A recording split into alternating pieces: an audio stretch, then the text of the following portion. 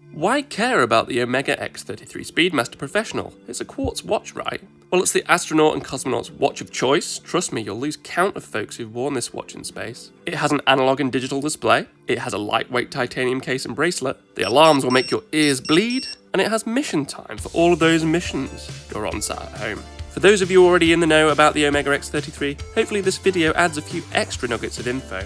For those of you yet to find out, I'm excited to share with you one of the coolest watches out there, in my opinion anyway. For me, the coolness of the Omega's ana-digi models goes back to 1976 with the awesome Omega Chronoquartz. Taking the next step, we see the fantastic Omega Equinox in 1981, often likened to the JLC Reverso with an analog face and a digital LCD face. In 1986, we really start to see the roots of the X-33 with the Omega Seamaster Polaris multifunction series, using module 1665, referred to as the watch with 8 faces and the magic crown. As I've mentioned before, the attempts of Omega to bolt on a digital option to augment their existing mechanical Speedmasters, routinely used in space, had already been attempted with the Alaska 4 version of the Omega LCD Speedmaster Professional in 1978 with the Beta light, but it wasn't ultimately taken up. Apparently, a key figure behind the genesis of the X-33 was Tom Stafford, who'd been to space in 1965 on Gemini 6A, 1966 on Gemini 9, and into lunar orbit on the Snoopy lunar module from Apollo 10, the dress rehearsal before the big show, all wearing his Omega Speedmaster.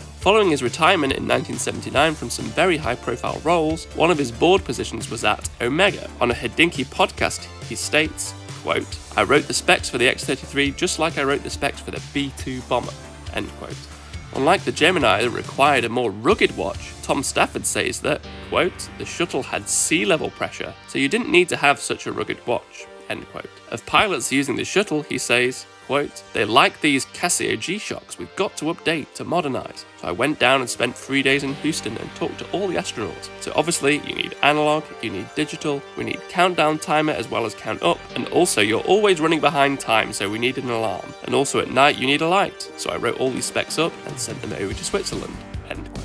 Prototypes of the X-33 were available from 1996, with an earlier version being branded as a Flightmaster, in keeping with the links to the pilots that were a large part of the NASA brigade. There were numerous iterations following feedback from test pilots, and there were test versions in space too, such as this one on the wrist of Richard Linehan and cosmonaut Viktor Avanesiev. This testing was taken into the extreme with this amazing account in a forum in 1999 from a pilot who actually crashed a plane wearing his prototype X-33 and broke his back, but was given back his still functioning X-33 by the nurse afterwards, which is now in an Omega museum. Cool quote from this guy was, "Despite the claims of another pilot aviation watch company, this is the watch the Blue Angels, some of the Thunderbirds, and many other USAF and Navy tactical Reed fighter pilots wear. It is the real thing," end quote.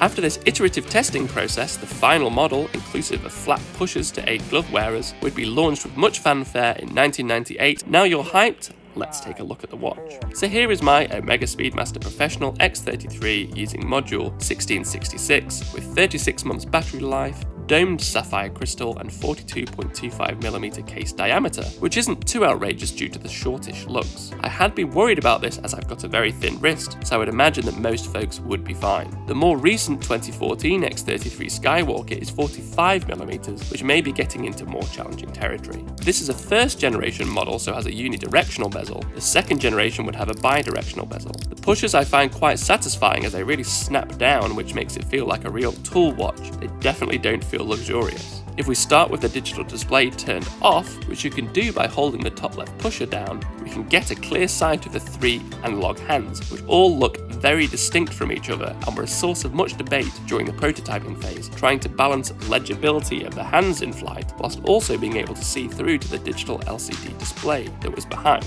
In the middle, at the bottom, we have the Omega logo as well as Speedmaster Professional. If we switch on the time display, this is clearly indicated on the left, with the time itself in 24 hours clock in 6 digits, as is favoured by military times. Setting the time can be a bit tricky initially, as you do need to do it separately for the analog and for the digital. As is the case for all of the instances where you're setting something on this watch, you pull the crown out, you don't twist it, which is why they later replaced the crown with a knurled one for the second generation. It says go on, and then you proceed to set the second, minute and hours in turn. To do it for the analog, you turn off the digital display with the top left button and then adjust each hand. Fortunately, you're given the digital timer you've programmed there as a guide to sync them up, and then everything catches up after you've set it. It works, but obviously not as smooth as with the ana-digi G-Shocks of the modern age. Clearly, I love an electroluminescent backlight. My channel name references one of Casio's brand names here. The one on the X-33 is a beauty, and it stays on for a nice long time, around 7 seconds. A fun feature is that the second hand stops moving, and then after the light goes off, it catches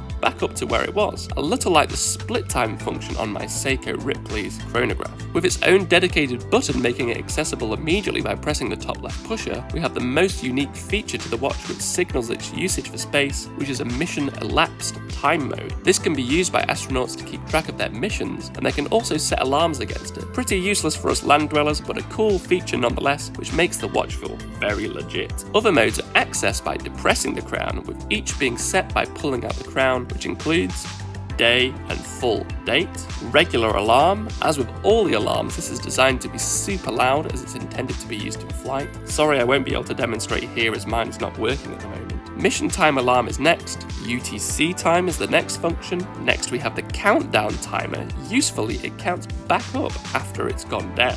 And a regular chronograph. It comes on a titanium bracelet which has a clasp marked Omega Speedmaster Professional. To get the astronaut look, some opt to go for the coromide straps with 2 humps. The red one is a bit of a classic that I'm tempted to acquire, but they are pricey.